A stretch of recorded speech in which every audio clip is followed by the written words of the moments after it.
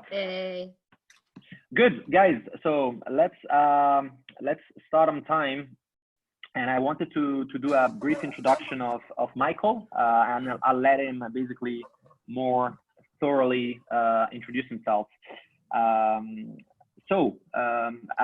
I'm sure most of you have seen from from his LinkedIn profile, Michael is pretty young, right? But despite the the relatively young age, is one of the top talents in the already very talented Shopee marketing team. So I had the pleasure to work with Michael, I think direct boss, Peggy, that spoke very in the past spoke very highly of him. I'm super excited and looking forward to to hear more about his journey and the work he's doing at Shopee, and basically hopefully inspire quite a few of you, especially the ones of you in the performance marketing, that wants to go ahead with the performance marketing stream. As you can also see, and as Michael will tell you about his background, he has a very quantitative background, right?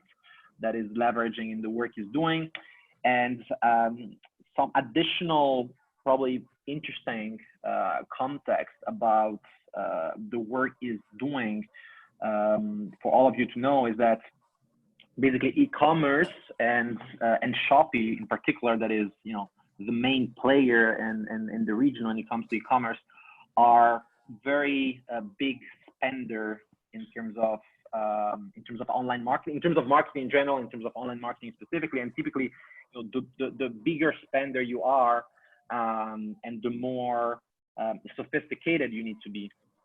And why the more sophisticated you need to be? Because if you just make a simple calculation, assume that you are let's say investing $1 million per month on Facebook ads. If you are able to improve the performance, to optimize just 5%, that means that you can basically save $50,000 per month just on Facebook ads, right?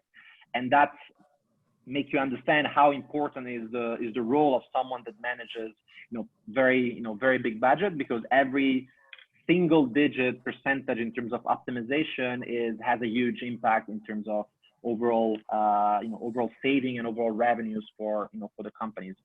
So this is why I'm personally, I hope most of you will be quite excited to hear about Michael. And last but not least, as we anticipated to all of you, the session will be primarily in English. If Michael will stick to what he was telling us. Michael is Indonesian, but has been living in Singapore for I think more than 10 years now. Yeah. So yeah, so when you live in a country that doesn't speak the language for quite a few years, and you have always worked professionally in a different language, typically it comes easier to then present your learnings in the language where you work. So hopefully gonna mix it up a little bit. And yeah, without further ado, super excited to hear more about Michael. Michael, leave the floor, or to better say the screen, to you, and welcome. Thanks Matthew. Yeah. So I guess I will start my session. Should I share my screen right now? Yeah. Okay. Yes, please. Okay.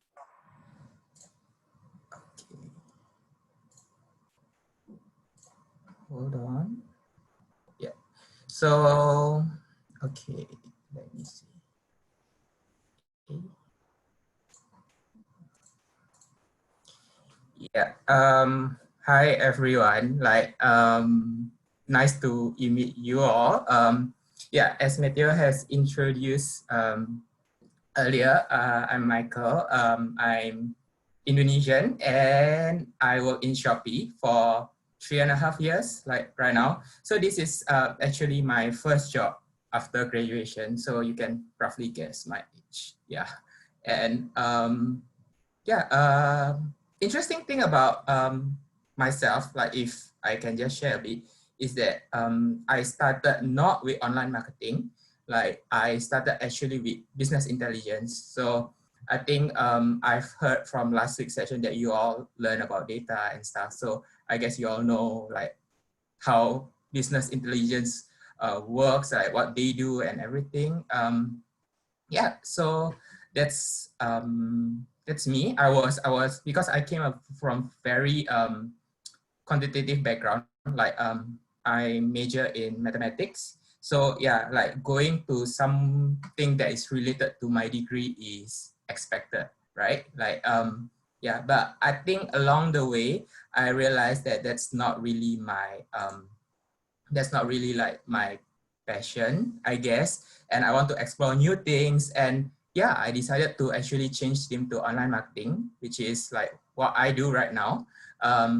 And if you ask why online marketing, right? I think um, because, okay, to be honest, like typical millennial, I really enjoy going online like every day. I spend a lot of time in my like phones, like everything now is just like you can just find it in internet. So I'm just very, very used to use these digital spaces. And like, I noticed that there's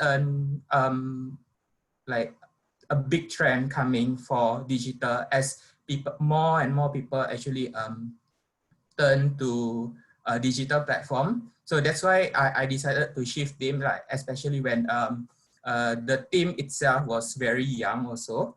So yeah, I changed around 2 years ago. Yeah, I think 2 years ago. Yeah, that's where I actually start picking up all my skills in online marketing, like from Facebook, from Google, everything. Like I basically started from scratch. Yeah. So I think these 2 years, I still enjoy what I do, like thankfully. So and yeah, I hope that I will still enjoy this this thing for longer time. And because to be honest, this industry is really, really very exciting. Even like for me who have stayed like for 2 years, I think it keeps changing, it keeps evolving. So a lot of like exciting things ahead. Yeah. So okay, to cut it, like go to the my sharing. Basically, I won't go to technical stuff because I'm pretty sure that you all have learned Facebook campaign building, like how you build a campaign, how you do creating audience, like creating like doing targeting. I think this is I mean, you have learned all the technical stuff. So I will keep it very minimum here. It's more like a casual sharing on like how working in online marketing, a big tech company like Shopee actually looks like. Okay, so, okay. Any question? Actually, guys, if you want to me clarify me like some stuff, if I can still answer. Like, aku juga orang Indonesia juga, so I can still answer all your questions in Indonesian, hopefully. But for in terms of like jargons and terms, I think I'm more comfortable in English. Okay. So this is what I do every day. Basically, throwing money, spending money, but actually this is not wrong because like as Matthew said, especially when you work in e-commerce industry, you actually invest a lot in online marketing, like in digital spending, basically like in Facebook or in Google or in other channels. Yeah, and I'm pretty sure for you all who stay in Indonesia, hopefully you have seen Shopee advertisement somehow, somewhere. Yeah, if you haven't, please let me know so that I can target you next time. Yeah, but this is what I do on daily basis, I guess I would say.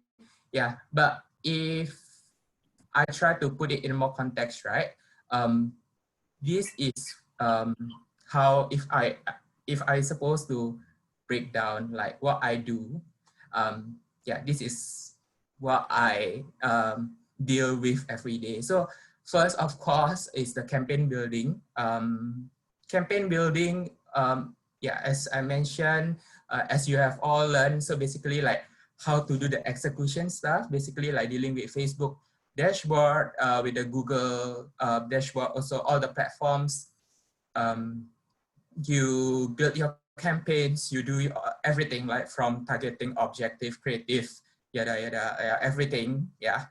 And so I myself actually do this hands-on. Like I think what might be different in other companies, they normally differentiate the execution part and the strategy part. But I think from at least for my team, like we all do this, like we do this like everything, like from the strategy, from the planning, from the execution, like until like we reading the report and like making the next steps. Everything is done from our side. Yeah.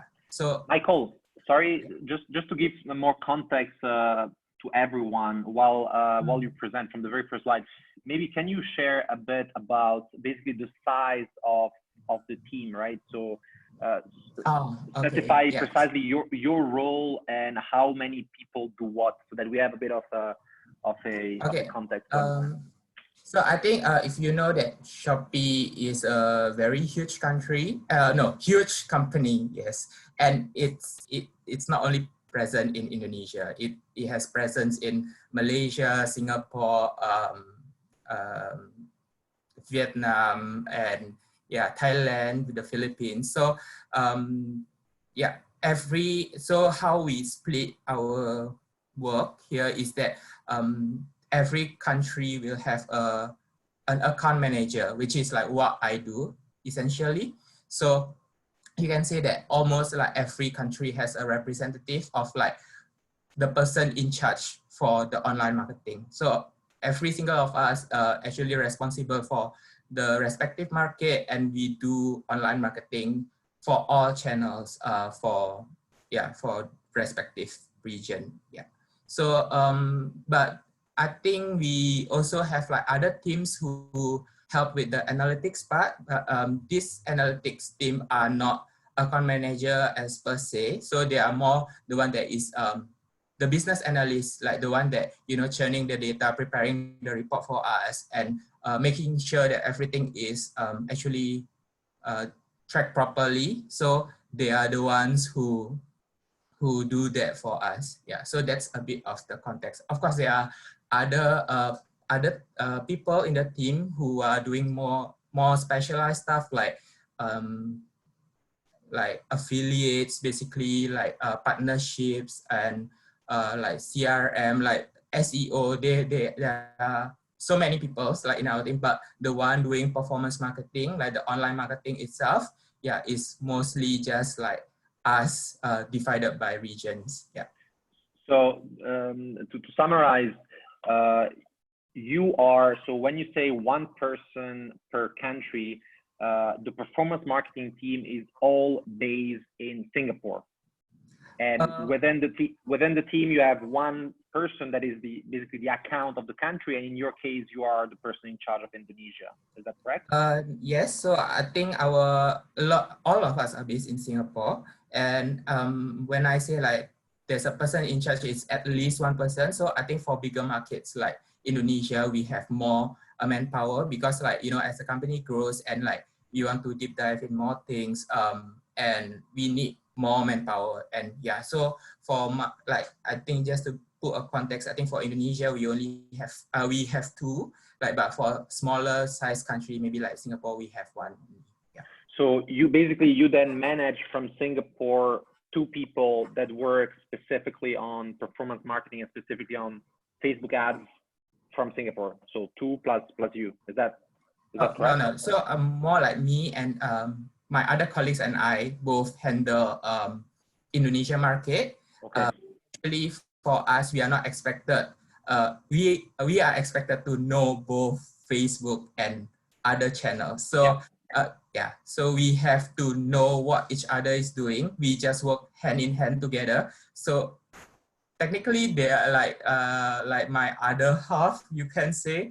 Yeah. So you must know everything. It cannot be that there are two people and one person only know Facebook and the other person only know Google. Yeah.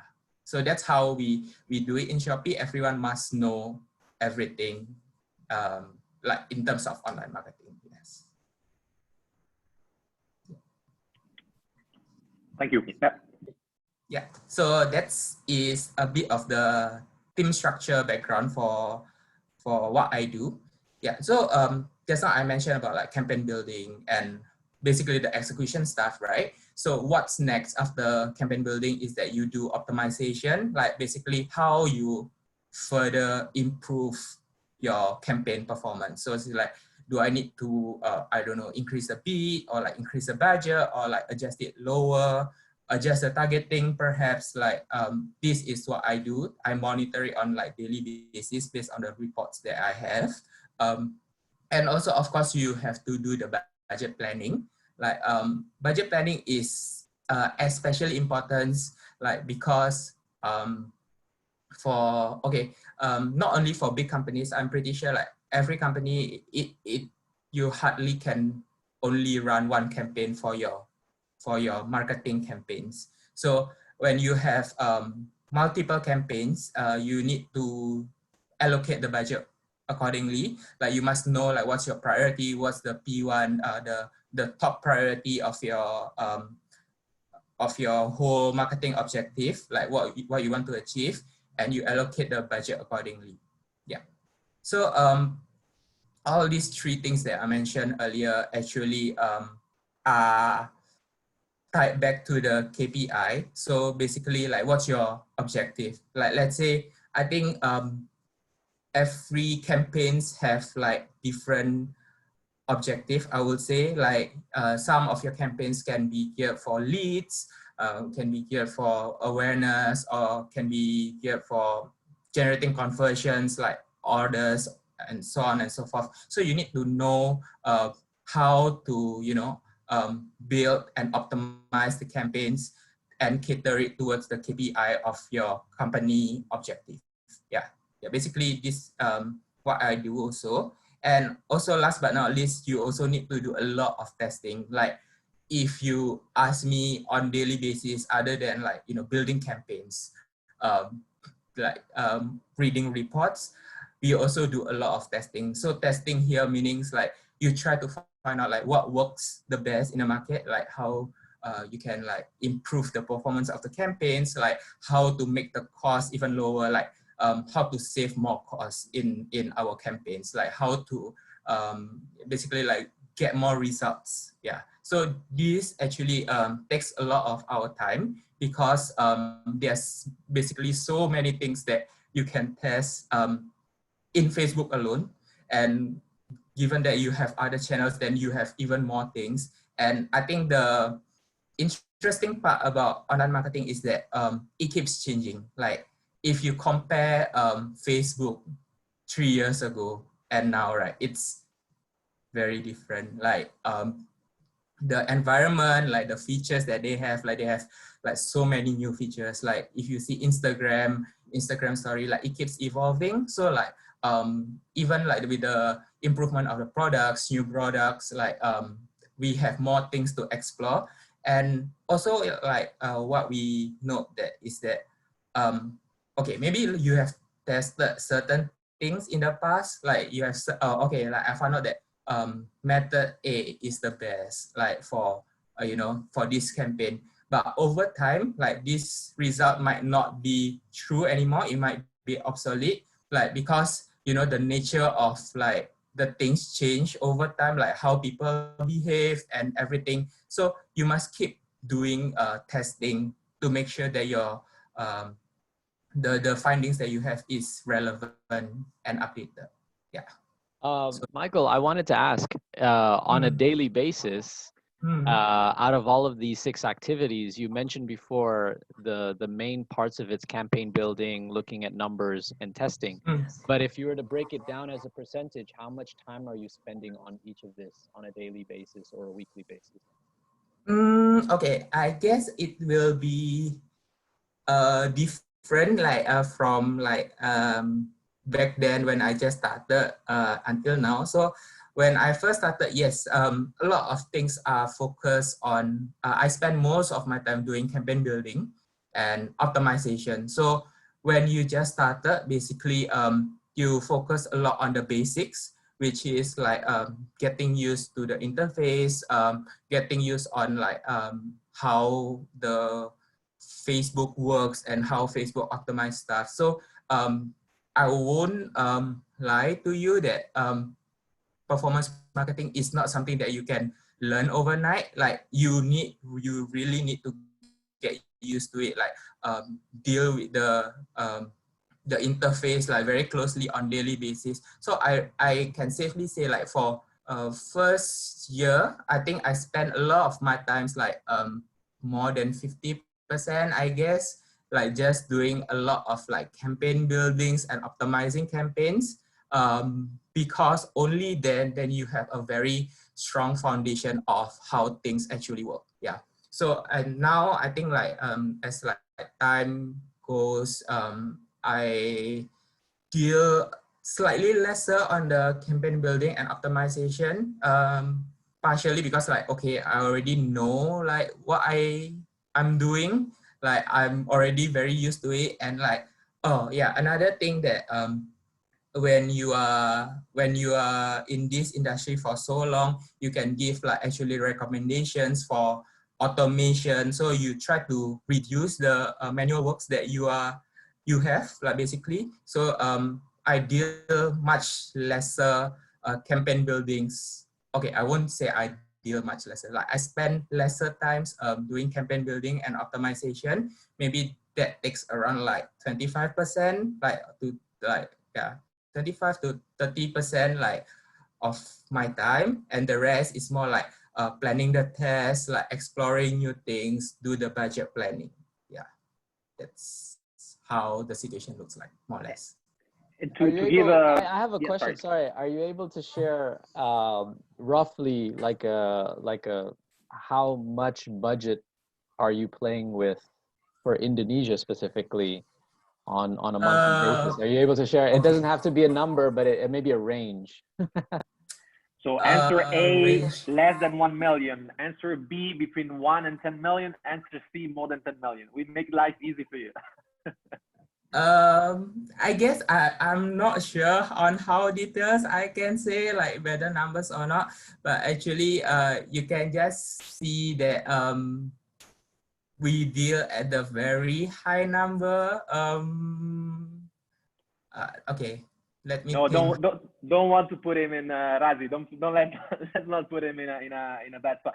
Let's just say, Michael, maybe you can confirm on that. I guess you are one of the biggest advertiser on probably both Facebook and Google in Indonesia, right? If not the Yes, among... so I think that one, yeah, we can attest to that. I think especially in Indonesia, we spend a lot, and not only Shopee as the e-commerce, I guess like we have other e-commerce in Indonesia who spend as much as us. Yeah. Okay.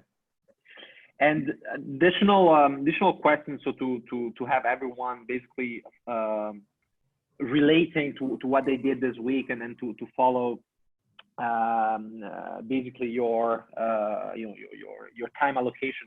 When you say campaign building, you mean basically building new campaigns on, let's say, on Facebook or on Google because of, for example, new promotions that Shopee has, or a new brand that you want to push? Is that basically what you call campaign building, and the reason why you keep on always building new campaigns? Yeah. Okay. So I think on this note, yes. So I mean, as you know, Shopee as company, we have so many things.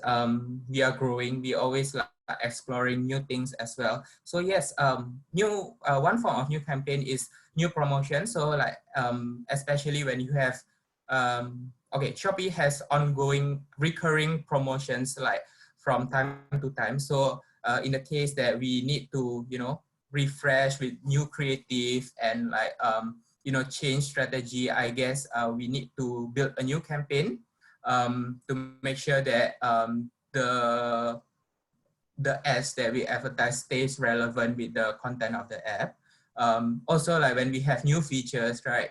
I think if you have Shopee app right now, you realize that Shopee has a lot of features on top of the e-commerce. So we actually now also have a lot of like games. We have a lot of like entertainment, basically like entertainment values that we add, like watching live stream games, and like a lot of like even like a feed, like basically it's like Instagram feed, but we have a Shopee feed right now. So yeah, all these new products, right?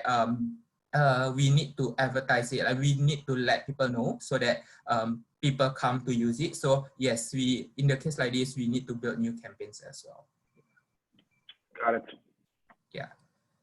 So that's campaign building, and of course, like all these different campaigns have like different objective, right? Like some campaigns want you to get awareness, like some campaigns you want to get people to convert. So like you need to adjust the campaign objective accordingly. Yeah. Okay. And some example, can you share some specific example of tests that, for example, you have run in the past, I don't know, Okay, 6 months? Oh, test. I think the simplest way to test is actually a creative test. Like, social media ads especially is a very visual platform. So actually, how you get people attention is that your creative, your image must, or like videos, basically, yeah, your creative must be eye-catching and like actually eventually drive conversions that you want, like achieve the objective that you want. So one example that I test that we do is that even like whether make, Shopee has a lot of like products. So whether to show smaller products or like make it like super huge, which one attracts more attention. So this kind of thing, it may seems very, how to say, very like it's a common sense. Of course, the big one will, will attract people's attention better. But this thing, until proven like in the data form, we can't be really sure, because there are some cases where sometimes the result is not always true, like based on common sense. So you need to like really see people's behavior also. Yeah, so we test this kind of like thing, like creative testing, like big versus small product image, which one works better, and apparently big performance better. Yeah, this kind of like simple creative testing is what we do. Even like we exploring new other things, like say like you want to make multiple image, like in the carousel formats or in the collection ads form, or even in the video format, like this kind of thing, like we are the one that we keep trying to find out. Yeah. Any questions so far? Any question, guys?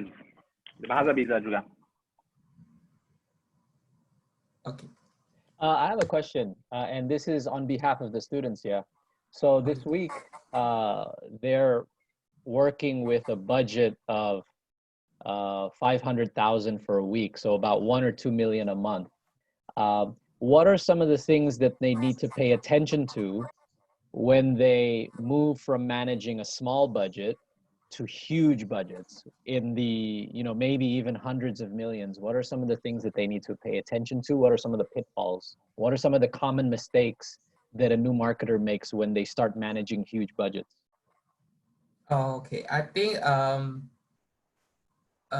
okay, so when you do a small budget, like I would say that you must make like every single cent that you have, right, actually leads to a good ROI. So basically you must really make the best out of the money that you have to get the best conversion as much as you can. Like that's the mindset of like, especially when you are working on a very small budget, you can't just aimlessly throw your money outside there. Like you need to make sure that you really target the right people, do the most optimized stuff. Yeah, that's the ideal situation. But as you you actually work on a bigger budget, like for myself, like example, actually you start to realize that like if you have a big budget, right? Whatever that you do in small budget might not really works. It's a scalability issue. Say you sorry. No, but just go ahead. Okay, yeah. So basically, like if you are like you are very sure like this method A works really well when you have when you are working in a small budget, and you try to implement that in when you're trying to scale up. Basically, you're trying to expand the scale, but this thing might not work because a lot of things like in online marketing is actually have a different budget constraint. Like let's say I can safely say like video, for example, video can work really well. Maybe like if you just put it in a lower scale, like let's say like for creative.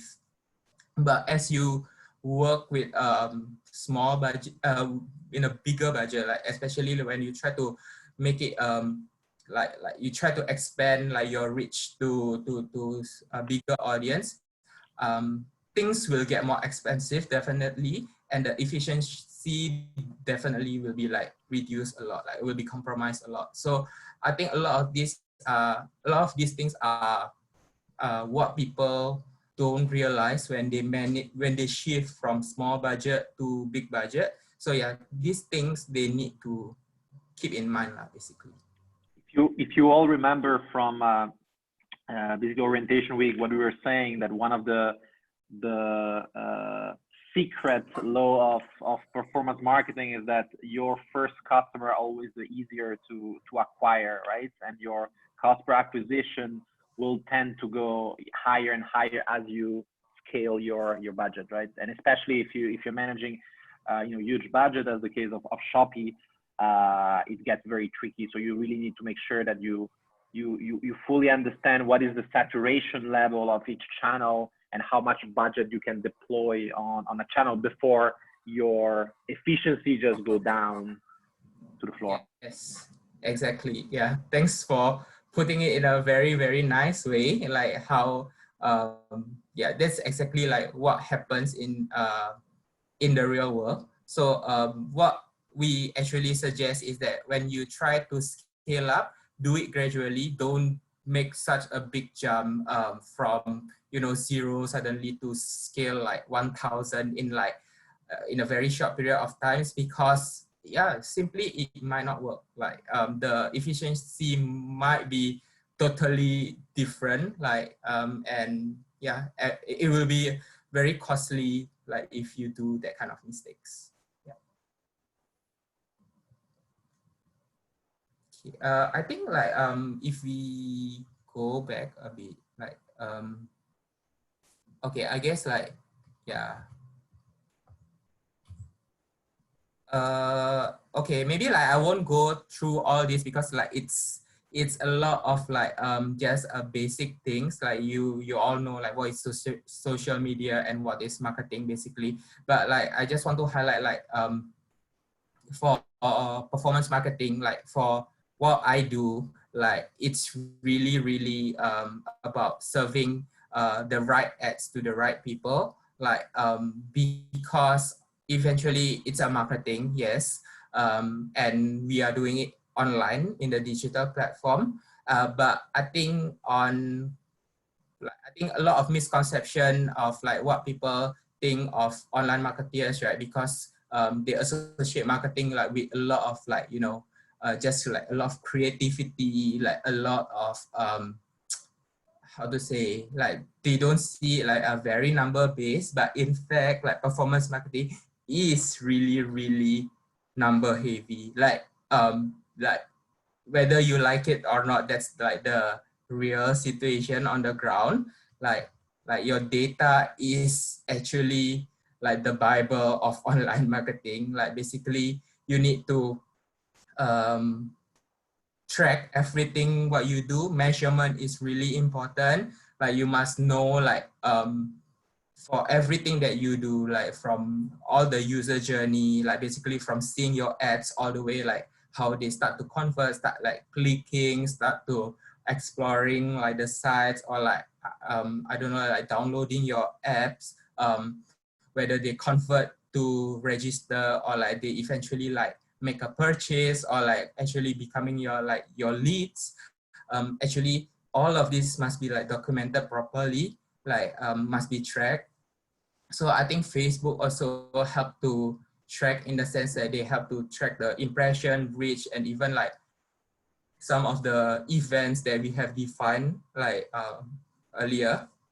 Like so on top of this, like I think like we also like, that's why you cannot leverage on like publishers like Facebook alone. Like you need to use like tracking platform, maybe like the Google Analytics, or like apps flyer, basically, just to name a few. Like basically you have to get your data recorded properly, so that BI, like from the analytics team, they can help to like, you know, pull all this data, like make sense of it, like put it in a nice report for you to read, and for you to make like eventually like decision and like judgment, like whether to, how to improve the campaign, or like to make a conclusion, something like that. Yeah. So I just want to emphasize like how important data is for online marketing. Yeah.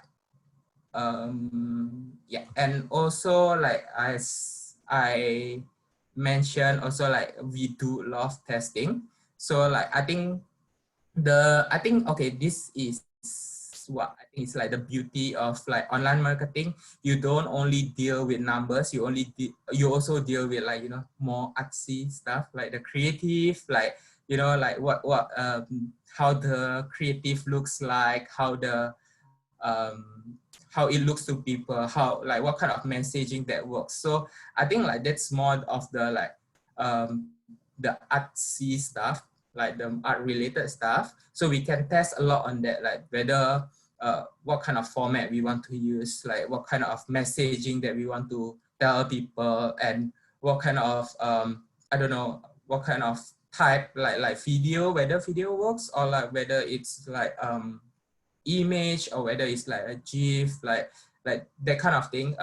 Actually, it's very interesting to test. And on another side, like we also deal with more technical stuff, like how we want to test like which optimization method actually works better. Like I think if you have built a campaign using Facebook Ads Manager, you know they have like different bidding method, like bid cap, cost cap, target cost, like which one actually works better. So this kind of thing, like it might work differently in different campaign. So you need to actually like keep testing it. And also like what are you optimizing it for? Like, is it for clicks? Is it for the I don't know, for impression, for installs, or like for orders? Like this kind of thing, you can define it also and test it as well. Yeah.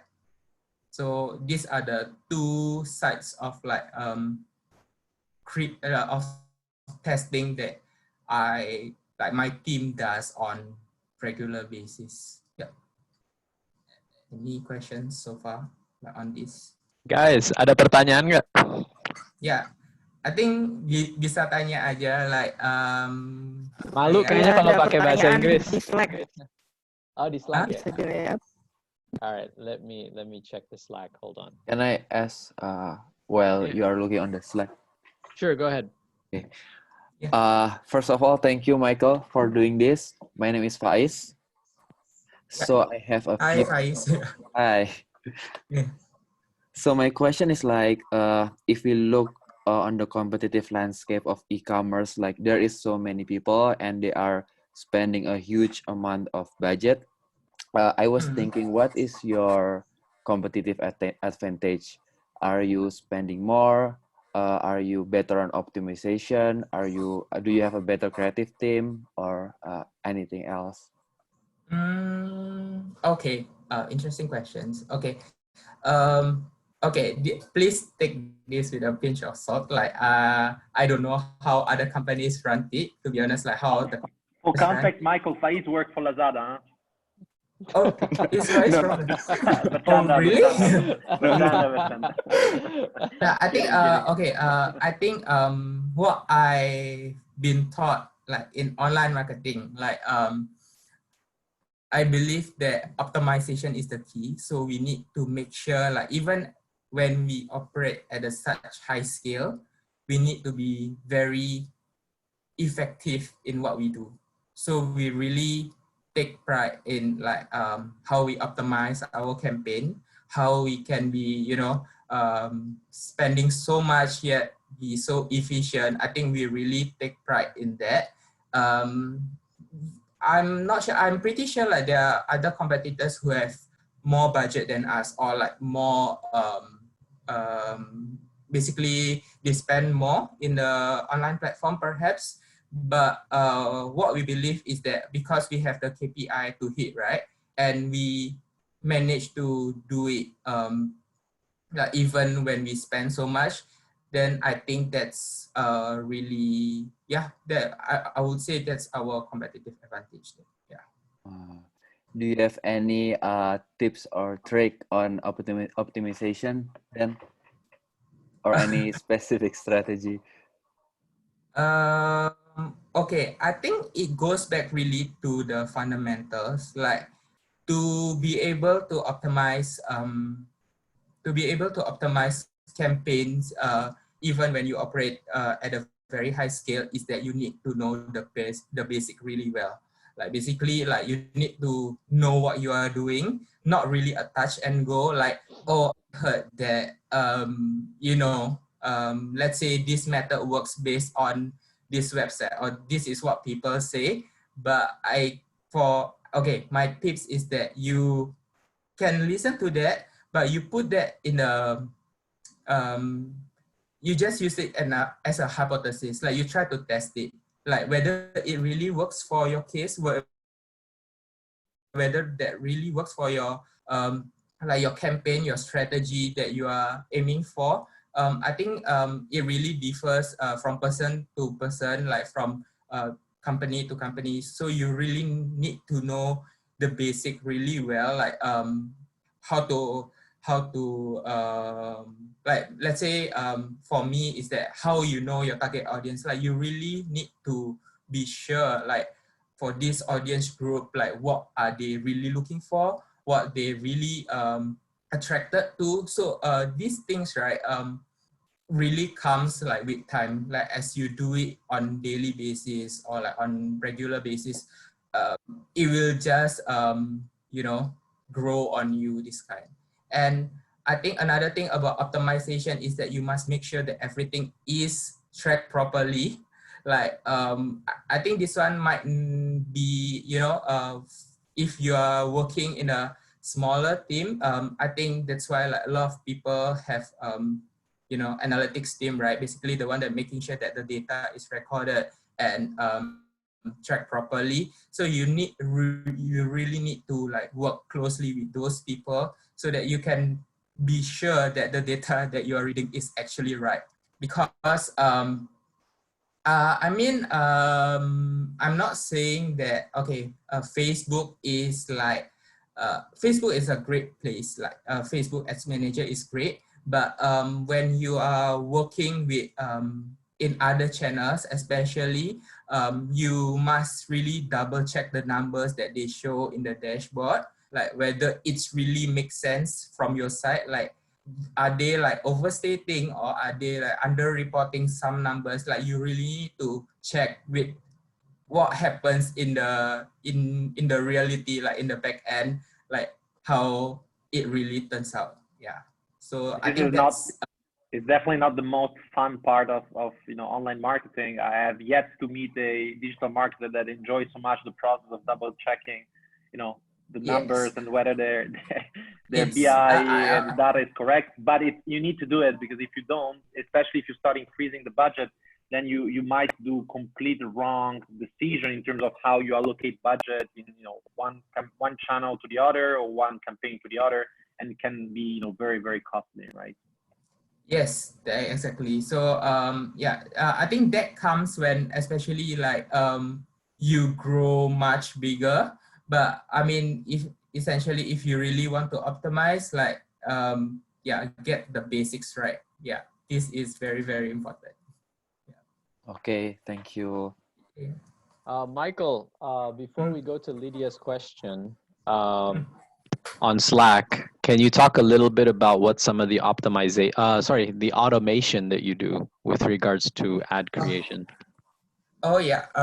So automation. Okay, this is quite interesting. Like, I think if you know that, I think if you start building a campaign in Facebook, you can do it in the, in the Facebook interface, right? You create a campaign, do in the campaign setting, like the ad set level, and eventually you go to ad what is it, ad level. Yeah. So yeah, that seems pretty like easy, right? But imagine that you need to build like hundreds of campaigns, perhaps, like, because, or like maybe you are doing like multiple targetings to like different audience group, different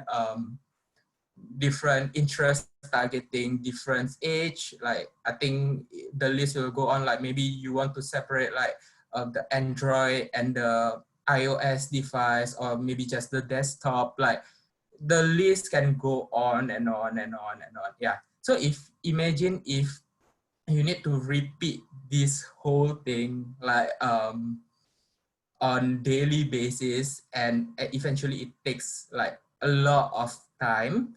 I don't think that's how your precious time as a digital marketer should be spent.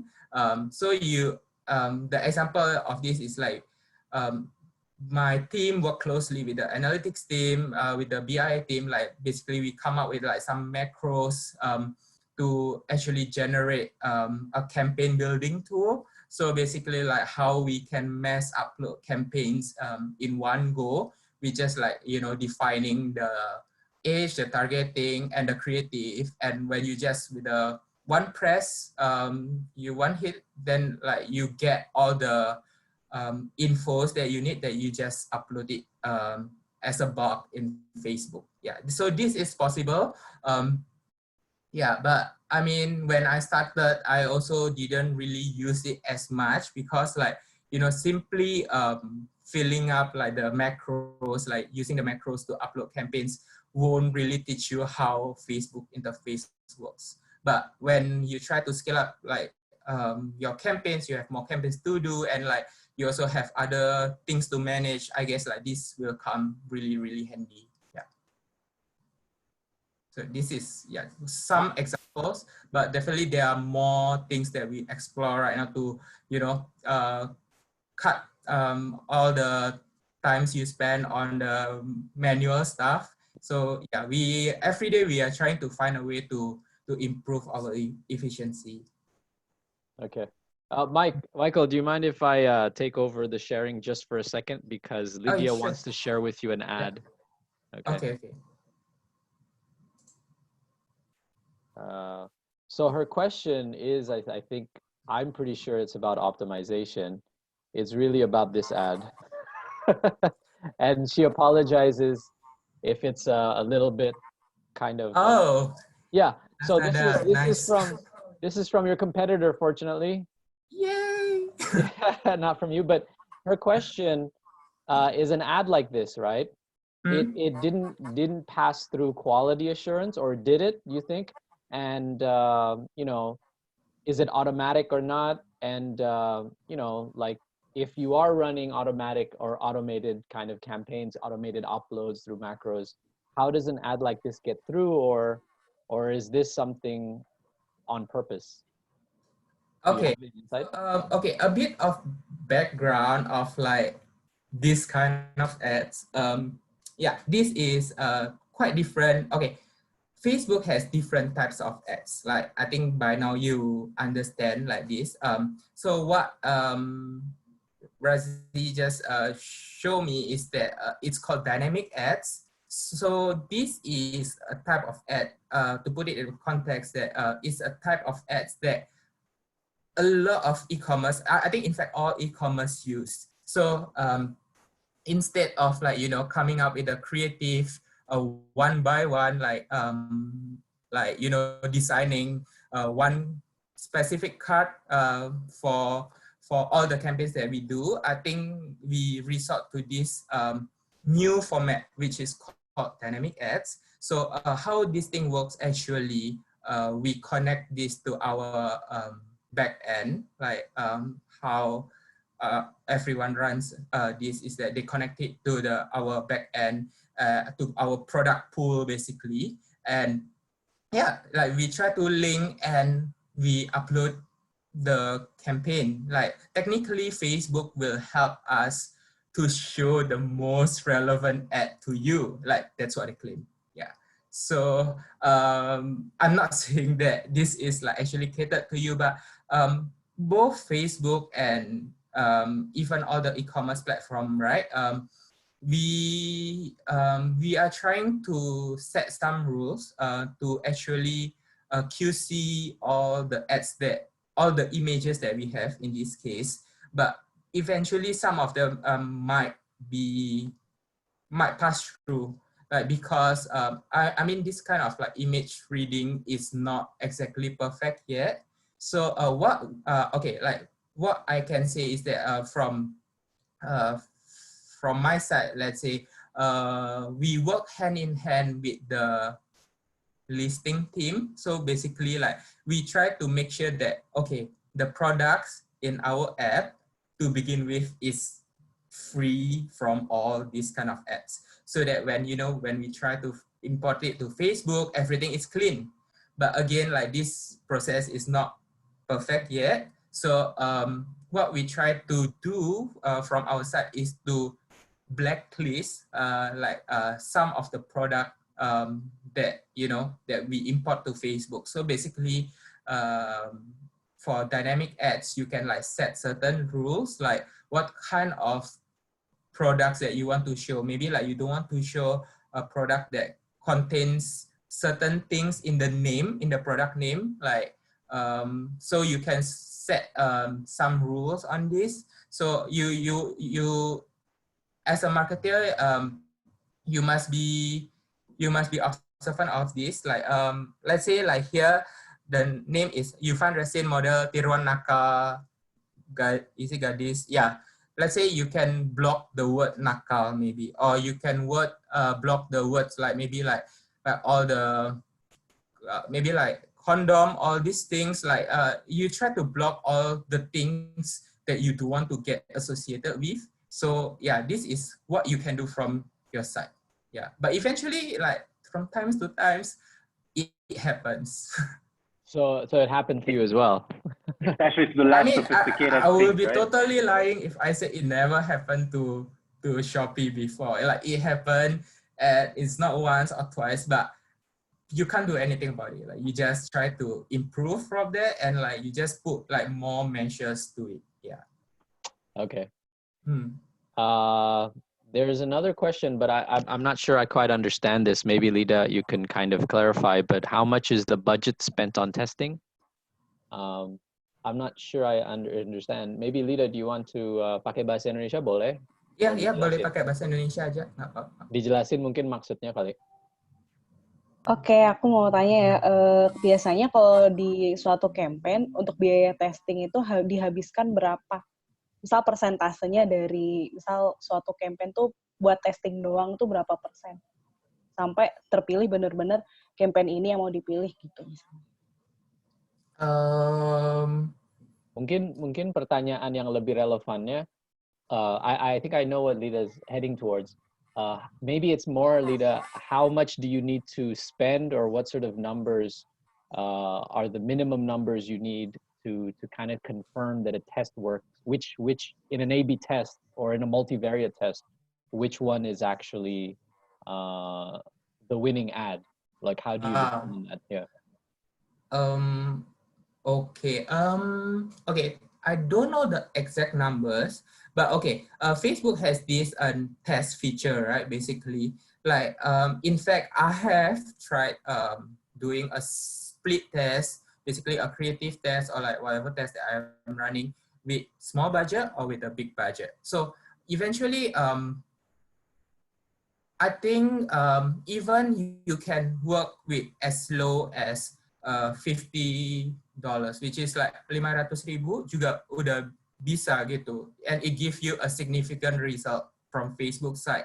Like this is like the example, but even like when I spend, there are other cases where I spend actually a lot of like much more than $50 actually, and the result is still not conclusive. So actually this depends from case to case, but I think the highlight here is that you don't need such a big budget to run a test. Like you can work with like relatively smaller budget, but just to make sure that the results shown like from Facebook or like from the data that you read is actually statistically significant. Like basically, to put it in a layman term, like if you are to run it again, like there's a very, very high chance that the result will be the same. Yeah. Does this answer your question? Ini ngejawab pertanyaannya enggak ya? Yes. Okay. Yeah. Hi, Michael. I have a questions. Yeah. My name is Nikki. So I kind of missed the part where you explain your team structure. So in terms of creative, do you have your own content marketing team who makes the creative? Okay. I think for my team structure, yes, we do have a sub team. I would say like the one that is the creative team. It's called. So basically, they are the one that comes up with all the design and all the all the like all the key visuals, like basically how it's supposed to look like, whether it follows the brand guidelines and everything. Yes, we do have dedicated team to do that. Yeah, not so kita nggak do the photoshopping, do all the image cropping, everything by ourselves. Yeah. Oh, okay. So the second questions, how often you change the creative? On what basis, and how do you evaluate? Yeah. So when you run a campaign, right? There, of course, there's a learning period. I'm pretty sure that you know about this. So when you start building a campaign and your campaign just started, so they have a learning period. So after certain times that this campaign basically will be optimized based on the learning that they that Facebook claims, and you run it as it is. So over time, we will have eventually we'll reach a point called creative fatigue.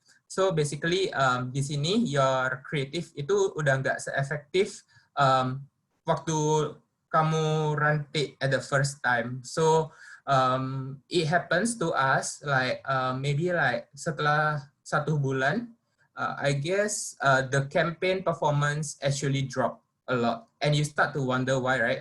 Like I don't change the beat, I don't change the budget, like what happened? So it's true that the creative actually have a lifetime. So and after passing this period, actually it gets the efficiency basically drops.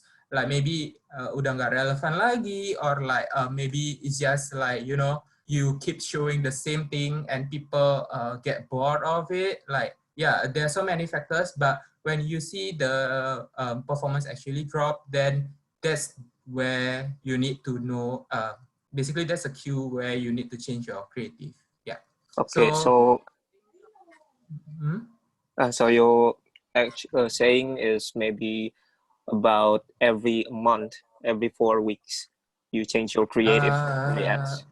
I think based on my experience, yes, because like I think 1 or 2 weeks is too short. Like I'm sure that it's your campaigns maybe just finished learning or something, but yeah, I think around 1 month we normally do a creative refresh. Okay, thank you. Last questions.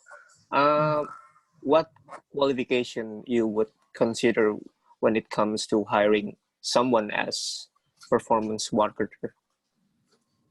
What are your tips? Basically, like the quality that I will look at, basically, is it? Am I right to say that? Yes, qualities. I think okay. For performance marketing, so I think okay. I would say that you must be very comfortable with numbers. Like that's for sure. Yeah, that's the first one. Jadi lu mesti very comfortable sama angka, like dealing with you know, all this data every day. I think this is a must. I know it's not easy, but the thing about performance marketing is about reading the data, making sense of it, and eventually do something based on that. So jadi I must be really sure when I meet someone that I want to have in my team that he or she must be very comfortable with numbers. Second is that you must be very how to say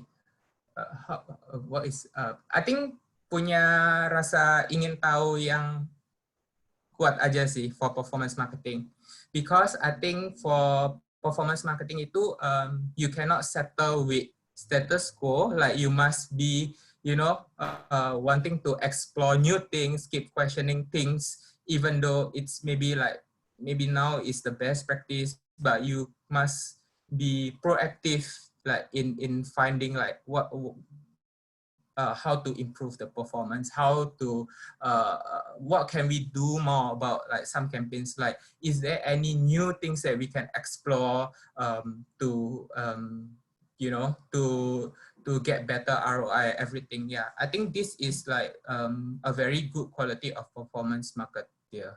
Yeah. Oke, siap. Terima kasih Mas Michael. Makasih. Yes. Rizky atau Ucil mau nanya langsung aja nggak pakai bahasa Indonesia? Ya, nggak apa-apa. I guess I have warm up. Nggak apa-apa ya, nanya aja ya. Ya, nggak apa, tanya aja. Oke. Kalau gini Mas, kalau kita punya budget ads yang gede, kita lebih condong ke mana, ke performance atau ke kreatif? Kalau performance kita bayar ke banyak paid channel. Kalau kreatif kita bikin kreatif kayak animasi atau bikin hire model kayak gitu Mas. Itu kita kalau ada budget banyak, kita milih yang mana? Makasih. Maksudnya di sini itu apakah budget itu dibikin buat dimasukin performance marketing atau disalurin ke channel buat bikin kreatifnya? Apakah itu pertanyaannya? Total dapat total budget. Dapat total budget kita lebih condong ke performance atau ke kreatifnya gitu. Kalau kita dapat kasih budget sama perusahaan segini gitu. Okay. I think kalau buat budget, I think buat perusahaan, okay. The thing about performance marketing, right?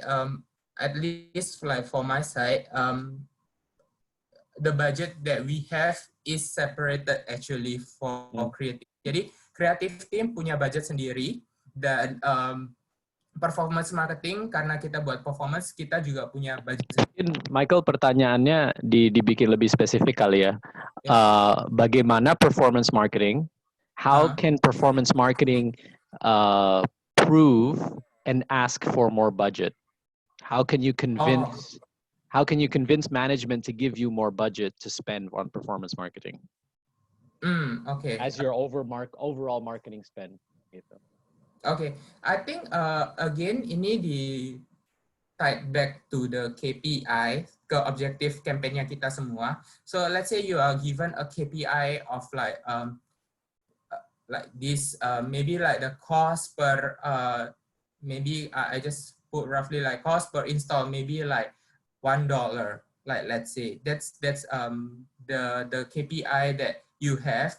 If you can prove that you can actually hit a very good result with the budget that you have, with operating at the cost per install, maybe like because you're so good, like you're operating at like 0.5, like wow, it's like much lower, right?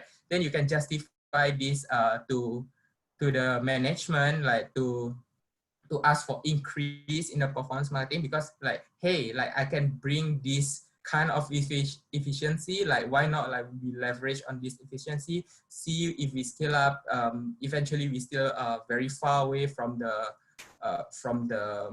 KPI, so why not we try to do more, since like we are, you know, maybe like we are on the trend, or like maybe we are just operating at a very good efficiency, like yeah, this is the kind of justification that I normally do when I, you know, talk to the management, this kind. Yeah. So itu one of the consideration. Another thing is that maybe you can try also like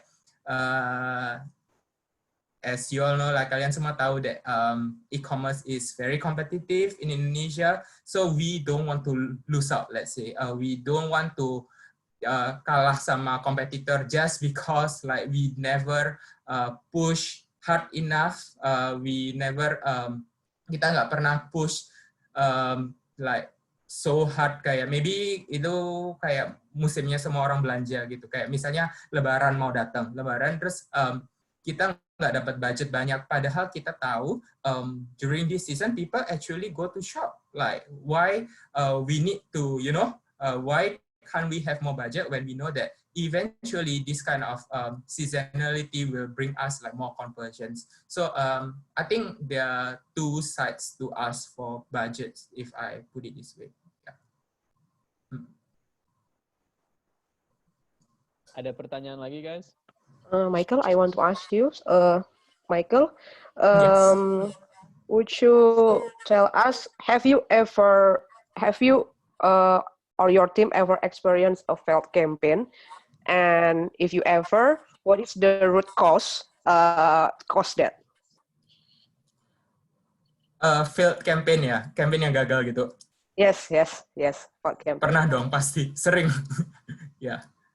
Jadi kalau ngomongin campaign atau kayak kita sebagai online marketer, I think bohong banget sih kalau bilang kita nggak pernah gagal. Kayak yes, kita harus sukses most of the time because bukan uang kita juga, itu uang perusahaan.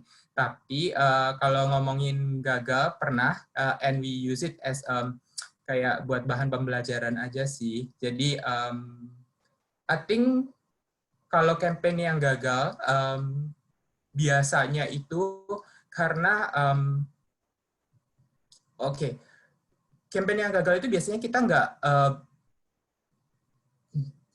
never learn from the past experience. Misalnya kayak never learn from the past experience itu maksudnya gini. You know that campaign seperti campaign tertentu itu nggak bisa dijalankan dengan certain ways. Misalnya, let me try. Let's say buat cewek, kalau campaign buat cewek in e-commerce, you try to, never mind. Campaign about video. So video is a very unique creative. It's very high production cost and biasanya bagus gitu kan. But we know that the efficiency of videos for certain campaigns are not good. And yet we still insist on running a campaign with a video creative. So this kind of like, got learn from past experience eventually will lead you to campaigns in the sense that your campaign nggak very effective. Your campaign actually result in a very bad cost per metrics, basically conversion yang nggak banyak. And yeah, it's a very expensive campaign overall, and you are just wasting your time and the company's money. So that's one, like basically you never learn from past experience. I think another thing yang very important is that because tes yang kita run di sebelumnya itu, it's not the right test. Basically, like for testing, right, we must make sure that every test that we do is properly set up. Like you must know what's your main objective. Mesti tahu kayak aim-nya tuh apa sih gitu loh. Terus, and when you are testing something, kalian mesti test just one variable at a time. Meaning, misalnya kalian mau ngetes kreatif, kalian cuma boleh ngetes kreatifnya aja. You cannot test the creative and plus the, I want to change the bid in other campaigns, like use different bidding type. I think this is not right. I know this might sound kayak kenapa orang-orang kayak gitu, but it actually happens in real life that people use a wrong conclusion. Get a wrong conclusion because they never test something properly. Ya, jadi dari tes yang nggak proper ini, and if you try to use the result for your next campaign, and the campaign turn out to be kayak bad performing, like very low conversion, and yeah, that's it ya. Yeah. So kalau boleh ngerekap buat yang lain, jadi kegagalan itu ada 3, yaitu pertama kalau gagal karena nggak belajar dari masa lalu, dari data yang ditunjukkan masa lalu. Kedua adalah gagal ketika menemukan tanda kutip gagal tapi tidak diberhentikan secepat mungkin. Sama Benar. Ketiga adalah ketika kita testing dan hipotesa kita logikanya salah, gitu ya? Yes, ya. Yeah. Jadi makanya kayak buat testing pun kita mesti take it very seriously, bukan cuma asal tes aja, tapi karena tes ini adalah kayak resource gitu buat kedepannya kita ngejalanin campaign itu gimana, atau ngejalanin campaign itu seharusnya nggak gimana. Ini adalah kayak bahan pembelajaran kayak like what we gonna do next. Yeah, so just make sure that all your campaigns are properly done, guys. So I have a question. On a day-to-day basis, seeing that you manage such a huge budget, ya, kan budgetnya gede banget. Dalam sehari itu optimasinya berapa kali, atau tiap berapa jam sekali, atau durasinya antara satu proses optimasi dengan optimasi berikutnya dengan budget yang di-handle, itu kira-kira sarannya gimana? Dan mungkin juga on top of that, kalau budgetnya kecil, kira-kira sarannya seperti apa untuk optimasi? Oke, I think ini juga another perbedaan kayak kalau kita manage budgetnya kecil sama besar. Jadi kalau budgetnya kecil, I think itu lebih bisa kita mainin. We can monitor the performance itu in more details, in like closely. Basically, like maybe you check in the morning, like how the performance is. Oh, I think perlu dinaikin nih bidnya, kayak supaya actually spend and conversionnya lumayan juga. Jadi you up it in the morning and maybe like afternoon, siang dicek lagi gimana performancenya. I think this is okay for smaller campaigns, but I think when you operate in such a big scale, I think a lot of things kayak di Facebook atau di Google, mereka punya namanya machine learnings. Jadi machine learnings itu actually mereka bakal menggunakan all the results yang udah basically conversion yang udah happen earlier. Mereka try to belajar dari sana dan mereka bakal optimize based on that. Jadi if you keep changing like on frequent basis, jadi kayak setiap maybe sehari diganti kayak 2 atau 3 kali bidnya atau budgetnya, this machine will become confused and like they can't optimize as fast as it's supposed to be. So for me, if you are operating at a such high budget, maybe like once daily basis atau maybe kayak even like if you wait for 1 week first, then yeah, it's better to do that because again, the campaign optimization takes a longer period to learn. Ricky, you have a question. Tanya aja langsung gimana? Yeah. Boleh banget. Okay, go ahead. Halo, Michael. Ya, halo. Ya, Mike. Jadi pertanyaannya sebenarnya udah di slide. Mau nanya sih, kalau Shopee ini ada running campaign untuk yang market yang spesifik nggak? Buat apa? Misalnya yang lebih ke market yang spesifik, jadi lebih ke business owner. Kita fokus banyak banget di targeting business owners. Basically Jadi untuk ngajakin mereka sebagai seller join. gitu. Ya, Ya. untuk join Shopee gitu. Tapi mungkin karena sekarang Shopee udah lebih berkembang, jadi I guess it's not the main focus right now. Ya. Tapi let's say kalau misalnya dari pengalaman Michael nih, untuk kita targeting audience di platform Facebook itu bagaimana ya kita narrow targetingnya itu loh. Nah, kan kita kalau dilihat kan mungkin masa kita cari ini bakery shop yang interestnya sebagai employee mungkin kan kurang tepat kali ya, atau gimana untuk kita bisa targeting ke si sebagai poin orang yang sebagai bagian purchase-nya.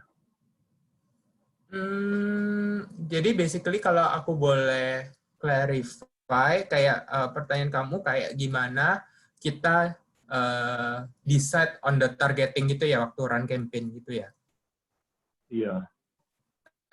Kan lebih spesifik ya dibandingkan umum. Kenapa?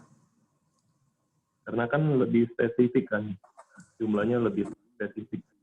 Ya, I think kalau buat targeting, I think ini bisa dikaitin juga sama marketing objektif juga. Kayak kalian mau dapetin leads gitu kan, dapetin orang-orang misalnya penjual gitu, business owners. Kalian sendiri udah punya in the business plan, what kind of people you want to get on board? What kind of people that you try to target? Itu harusnya udah ada di business plan. Kayak what kind of people that you want to pull in your platform, atau what kind of people that you want to reach. Nah, kita biasanya we start from there. Jadi misalnya kayak mungkin orang-orang yang umurnya segini, terus kayak yang interestnya maybe kayak business owner, kayak begitu. Nah, jadi kalau kan ini kan itu the starting point basically. But when you start running the campaign, you will realize whether pertama, apakah hasilnya bagus. Kalau hasilnya bagus, then ya go ahead. Kalau nggak bagus, kayak kenapa nggak bagus? Apakah campaign-nya nggak bisa spend? Kalau nggak bisa spend itu biasanya targetingnya terlalu kecil. Biasanya kayak targetingnya itu terlalu spesifik misalnya gitu. Jadi then you need to think a bit broader. Kayak kan kalau di Facebook bakal diberitahu tuh kayak jumlah orang di targeting kamu itu berapa. Itu jadi itu kamu harus melihat kalau misalnya itu terlalu kecil, then you need to expand it a bit gitu sih. Ya. Nah, kalau campaign bagus and you want to optimize, I think you can work on it. Kayak maybe my targeting can be more specific. Kayak if I try to make it more specific, will that helps? Kayak ini kind of the optimization things that you can look at juga targeting itu is on top of bid and budget. Ya. Sebenarnya sih saya lebih ingin langsung kita coba study case aja sih untuk targeting ke B2B-nya. Misalnya kayak yang di Slack kan saya tanya untuk ke business owner yang gerak di bidang cake atau bakery. Kira interestnya apa? Dari kan tadi kan udah bagus tuh contohnya lebih ke umur ya. Jadi mereka yang lebih punya budget. Kira-kira ada yang lebih bisa kasih contoh lagi nggak? Misalnya apa gitu? I think kalau kamu punya beberapa, kayak beberapa, misalnya kalian udah punya daftar orang-orang yang kalian udah rekrut gitu, misalnya kayak business owners, kalian bisa create kayak look-alike audience. Ya. Look-alike audience ini basically Facebook akan ngebantu kita untuk target orang-orang yang punya profil yang similar to orang-orang yang kita kasih ke Facebook itu. Jadi it's quite powerful tool by Facebook. Jadi dia bisa sort of kayak ngasih kita additional reach lah on top of kayak usual targeting gitu sih. Atau I think for other than lookalikes, I think you can target kayak based on, you know, if you know kayak okay, I think not necessarily you must target business owners karena business owners itu specific and it's judged by Facebook. Like Facebook try to profile those people as business owners, but you can go to kayak broader sense, maybe kayak people who are interested in bakery atau interested in other thing, yeah, interested in like more broader topics. You can use that sih. Okay. Okay, guys. Okay, Last thank you, Michael. question. Last questions. Ada yang mau tanya lagi nggak? Kita punya 5 menit lagi. Hi, Michael. I'm curious. Can you share about your experience to run the most successful campaign in Shopee and what kind of content and your strategy? Sorry, agak putus-putus. Kenapa? Pertanyaannya, I'll recap it. So she asked you, what was your most successful campaign? What was the creative? What was the strategy? Can you share? Okay, so I think, okay, kita kalau kalian udah pernah pakai Shopee, I think kayak kita dulu punya fitur namanya flash sale kan. Yeah, I think every e-commerce knows what e-commerce users knows what flash sale is. Basically itu kayak deal yang hanya tersedia dalam waktu tertentu, kayak dalam 1 jam atau 2 jam. So what we do is that when this feature is just launched, we want people to know about this, of course. And kita juga mau biasanya barang-barang yang dimasukin ke flash sale ini barang-barang yang diskonnya banyak dan how to say, dan tapi quantity-nya tuh terbatas gitu. So if you try to run it kayak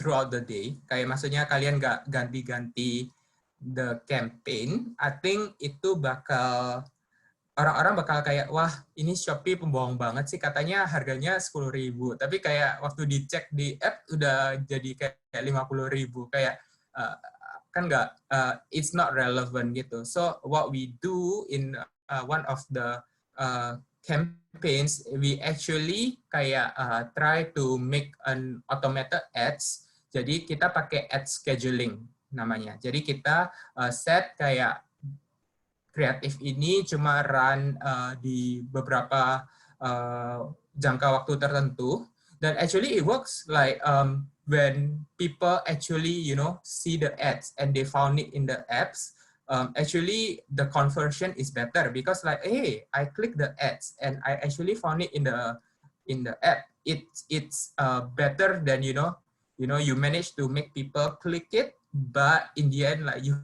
can't find the deal that is in your app. Basically you are lying to people, like you are just clickbaiting people. Jadi kayak yeah, we consider it as a success because like the performance is actually good, the conversion is good, and yeah, that's one of the thing that we consider it as success, I guess. Okay, one final question before we go. Anybody? I want Razi. Okay, go ahead, Faiz. Actually, I want to ask more about your background because like you started from fresh graduate and Shopee is your first job, right? And then you start from scratch, and in 2 years you are leading a nationwide operation of Indonesia from Shopee, right?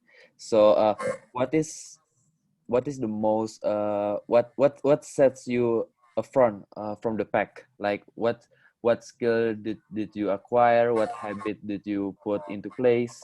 What mindset do you have, or anything that make you in front of the other people? Oh, wow.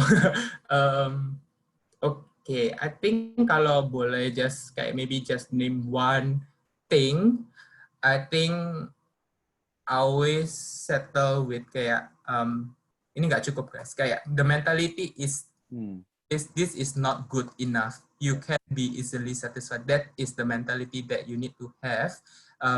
I think apalagi kita when you start as fresh graduate and you are learning, kalian belajar sebanyak mungkin yang kalian bisa, and whatever yang kalian belajar itu when you try to implement it, it's how to say, it's not the best yet. Like you can always improve from that. Like you can work better, you can improve it even more. I think that's the mentality that I have. Apalagi Shopee is a company that continues to grow, right? So you cannot, stop growing as well. You need to keep telling yourself that, hey, we can do something more. We can do more about this. Like, let's try something new. Let's do something more. I think that's the mentality that I have, and that's what brought me this far, I guess. Yeah. Nice. Michael, do you want to take some more questions? Is that okay? Yeah, sure. I'm okay. All right, guys. Question away. As soon as you guys stop asking questions, then I'm gonna end it. So if you want this to keep going, keep asking questions. Ada pertanyaan nggak? Okay, I'm counting down. Let me intervene with one question then, while the other thing was. So you highlighted a lot the importance of learning the foundations, right? Of getting the getting the foundations right. What would be your recommendation for someone who is starting working in performance marketing and managing, campaign Google ads or Facebook ads campaign, and managing very small, very small budget, right? But to really make sure that that person learns the foundation, right? What would be your tips in terms of how to approach your work, even with much smaller budget, to really nail those foundations so that you are ready, either if the company scale or to move to another company with bigger budget to really do a great job? Do you have any tips you can share? I think okay. The tips that I would say, again, like regardless whether you start small or you start with big budget, especially when you start small, so you need to take that money, that the budget, as like your own money. You must make sure that every single cent are spent wisely. Yes, again, like you do a lot of testings to I think take it as don't ever settle with just one thing at one point of time. Make sure that you test every single thing that you can to know your target audience, to know what's the best method. I mean, it takes time, and these are the essentials in performance marketing, because only by knowing these basics, like knowing the audience, knowing what works in the market for specific people, at a specific timing, specific targeting, only then you can go to bigger budget. And I mean, when you go to bigger budget, it starts all over again, like whether I can still use the same thing, whether I can, this thing still works. It repeats, it kind of repeats itself. Yeah, so I would suggest that if you start as a performance marketer, you need to do a lot of testings to make sure that you are doing things right and the most effective way, and make sure that the data you are reading is correct, of course. Yeah. Okay, guys, final questions before we go. Anybody? Reski katanya mau nanya, Reski. Oh, Reski, go ahead. Ditembak sama Lydia nih. Go ahead, Reski. Mungkin thank you Michael buat waktunya. Kenalin, gue Reski, mau nanya kalau insights dari Michael sendiri sebagai manajer performance di Indonesia ya. Kayak kan Shopee sering banget tuh campaign-nya Shopee Man. Insights dari Shopee Man itu kayak gimana sih kalau dari Michael, sedangkan e-commerce lain tuh nggak terlalu nge-push buat campaign Man. Sedangkan orang cowok juga jarang shopping gitu loh. Gitu sih pertanyaannya. Jelas. Justru karena I think kamu ngomong the right point at the very last. Karena orang cowok jarang banget belanja. Makanya supaya kita run supaya orang cowok belanja. Gitu sih, as simple as that. Oh, jadi kayak dari Shopee sendiri nggak kepikiran buat ngedivest segmen cowok gitu misalkan? I think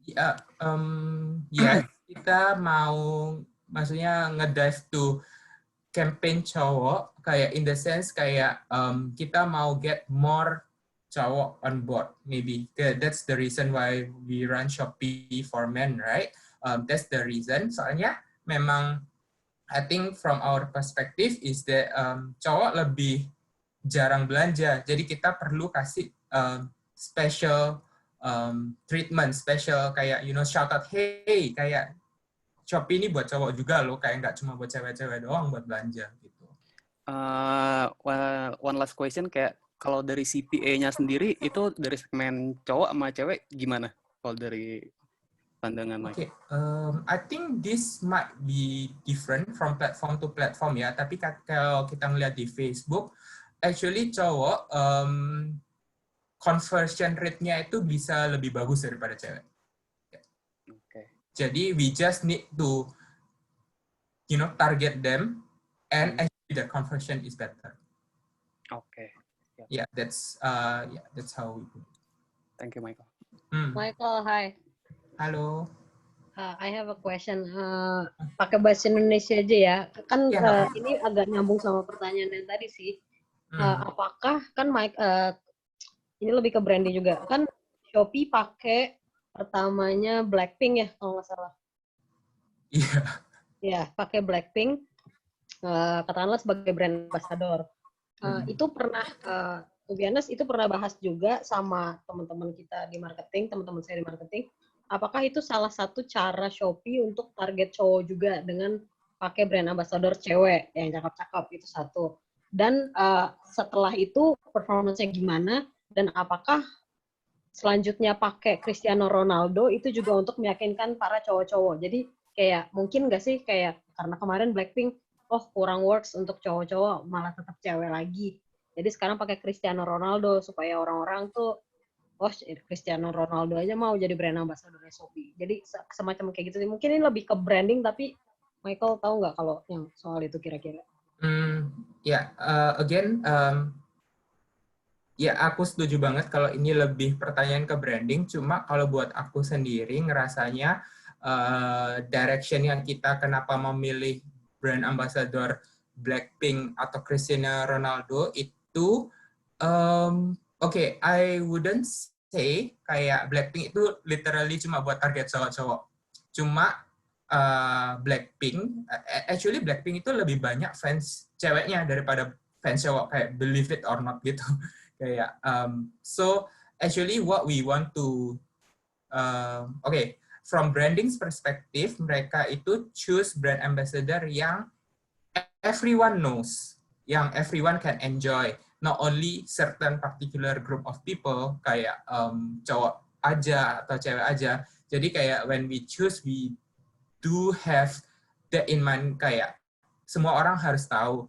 Dan juga waktu kita memilih brand ambassador buat Blackpink dan Ronaldo, karena itu brand ambassadornya nggak cuma buat orang Indonesia aja, tapi juga buat Shopee audiences in other markets. Jadi makanya kita harus nyari orang yang brand ambassador apa sih yang actually semua orang kalangan masyarakat, mau tua maupun muda, atau mau kayak fans bola atau enggak, itu bakal tahu Cristiano Ronaldo gitu kan. Jadi kayak I think that is one of the consideration aja sih.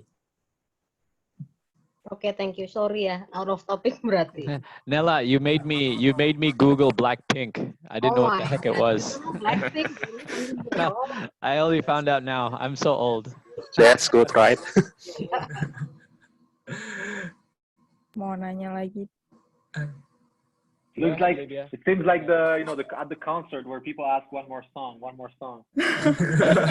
It's an encore period, guys. Jadi sesuai sama pertanyaan Reski tadi, kan pakai Cristiano Ronaldo buat nge-guide yang cowok-cowok. Nah, seberapa efektif dari campaign tersebut? Again, I think ini kampanye lebih kayak ke branding. Jadi meskipun ya kita memang pakai Cristiano Ronaldo buat our performance marketing campaign, ya tapi kita nggak fokusnya itu masih nggak cuma di Cristiano Ronaldo aja kalau buat performance. In fact, kita masih stick to what our best practices are gitu sih. Ya, jadi kayak Cristiano Ronaldo is just kalau bisa ya emang namanya brand ambassador kan, itu literally kayak mewakili Shopee is associated with Cristiano Ronaldo, kayak vice versa. Tapi kita untuk performance sendiri, kayak kalau kalian punya misalnya buat untuk drive conversion atau drive misalnya kayak action atau anything, kita nggak selalu pakai Cristiano Ronaldo as our creative asset. Did after you had him as a brand ambassador, did you see improvements in conversion, in lower cost acquisition costs, or cheaper cost per clicks or anything like that? Did you see like a trend happening after you use some of these brand ambassadors? I think for Ronaldo, Cristiano Ronaldo, actually the impact is not immediate.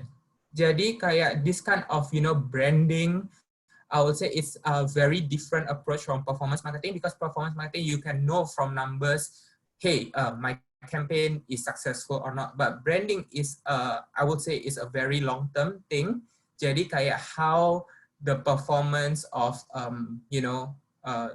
misalnya buat campaign buat cowok ini, how it improve over time after we, after we keep using brand ambassadors yang lebih incline to cowok. Jadi itu lebih kayak ke trend sih. Kita nggak bisa, and it's I think juga instead of quantitative, mereka juga ada qualitative measure, kayak how they actually measure the success of a branding campaign. Jadi from performance marketing side, to be honest, we can't really see immediate result. But kalau kita ngelihat longer term, kayak yes, there is improvement. Right. I have a question, and this is my personal experience. Shopee ads, at least a few years ago, were very, very annoying. Were very annoying, and it was stuck on my head. You know those songs and everything. Is that on purpose? Yes, exactly. I hated them. I'm sorry to say I hated them because it's stuck in my head. But, was that on purpose, you think? Being like somewhat annoying? Yes, I would say it's purposely done. It's not something, I mean, as annoying as it is, as kayak jengkelin banget, annoying banget, tapi this thing actually has been kayak udah get approval and being kayak considered so many times by like a lot of people, the marketing team, like the branding team, they try to come up with something that actually represents our brand. Like maybe at that point of time, they just want people to know what Shopee is. So again, I think di sini bisa dilihat juga kayak at this every company has like different stages, like and like along those stages, the objective change. you can see like the KPI change, like maybe like the direction change, like how you handle things also different, like from maybe from annoying advertisement, you resort to a more, you know, like the normal one, like more softer tones, that kind, like not so hard selling anymore. So I think this again follows the company's stage, like where they are right now. Yeah. So, but yeah, last time the ads was quite something. Mau tanya lagi boleh nggak yang terakhir? Boleh. Boleh, go ahead. Ini masih tentang branding sih. Jadi tuh kan berarti tadinya Blackpink, terus ke Cristiano Ronaldo, dan yang terakhir yang saya tahu itu pakai Didi Kempot. Nah, sebenarnya branding apa sih yang pengen dikasih ke kita audiens dari Shopee sendiri? Karena kan kayak kelihatannya sering banget berubah-berubah gitu. I think branding itu kita again kan di tie back sama company juga kan. Jadi kalau buat Shopee kita kepingin whoever we engage and brand ambassador itu actually relatable sama all the audiences or all the Shopee users or all our target audience. Buat Ronaldo again itu karena itu adalah brand ambassador, regional brand ambassador, jadi global, not only buat orang Indonesia aja, tapi buat negara lain juga gitu. Jadi kan nggak mungkin juga negara misalnya kayak Thailand, terus kita pakai brand ambassadornya Didi Kempot gitu kan, kayak who is this grandfather or like granddad, like who, nobody gonna knows him. Jadi kalau buat Didi Kempot itu local brand ambassador supaya itu stay relevant to Indonesians di sini gitu. I have a question that comes back to your performance ads. Does using brand ambassadors in your creative improve click-through and conversion rates? It depends. So again, it doesn't really work all the time. We do creative testing like whenever like we have a change in brand ambassador, especially. So let's say like this time around we use like Didi Kempot, and previously we used like Cristiano Ronaldo, Via Valen. Kayak every time we change brand ambassador, we try to compare like with or without brand ambassador actually performs better. And surprisingly, kayak the result is not consistent. So it again depends on the people's preferences juga sih. Yeah.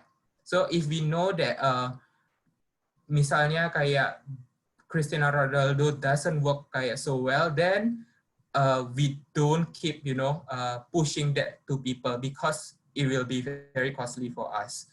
Tapi kayak kalau misalnya Didi Kempot actually works, and yeah, why not? We just leverage on his popularity, I guess. So what you're saying is Didi Kempot works, yeah? So far, I guess it shows. Okay, guys, if you can afford him, you could improve your ads. There you go. Yes, why not?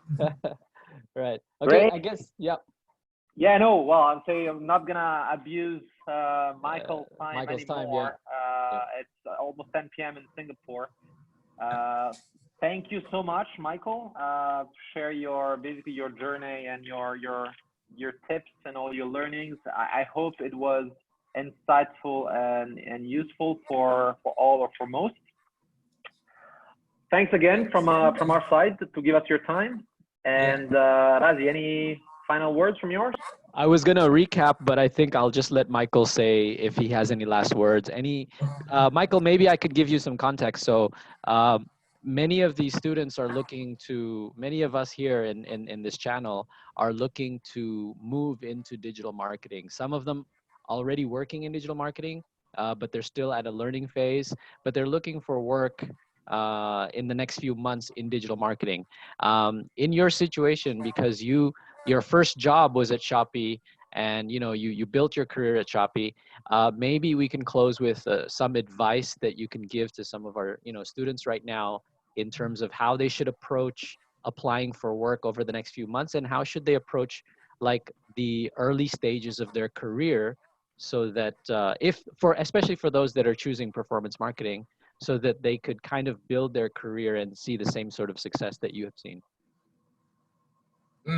Oke, jadi kalau buat advice, I think sama aja sih kayak don't need to worry even if you have kayak nggak ada background sama sekali in in performance marketing. Just tell yourself that you are willing to learn. Keep that as a mindset, like terus aja mau belajar, especially for new things like performance marketing. It's not a very mature industry, I would say. Like you can, and the things keep changing. So just be open-minded.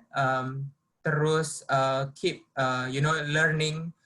Keep yearning to learn. Basically, keep motivating yourself to learn something new every day. And eventually, if you always having that, learning attitude in your mind, you can do practically anything, like anything.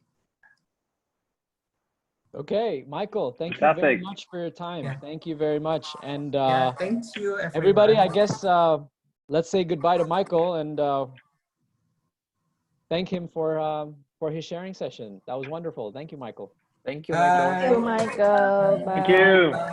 Bye. Bye. Stay Bye. safe. Thank you. Yeah. Terima kasih.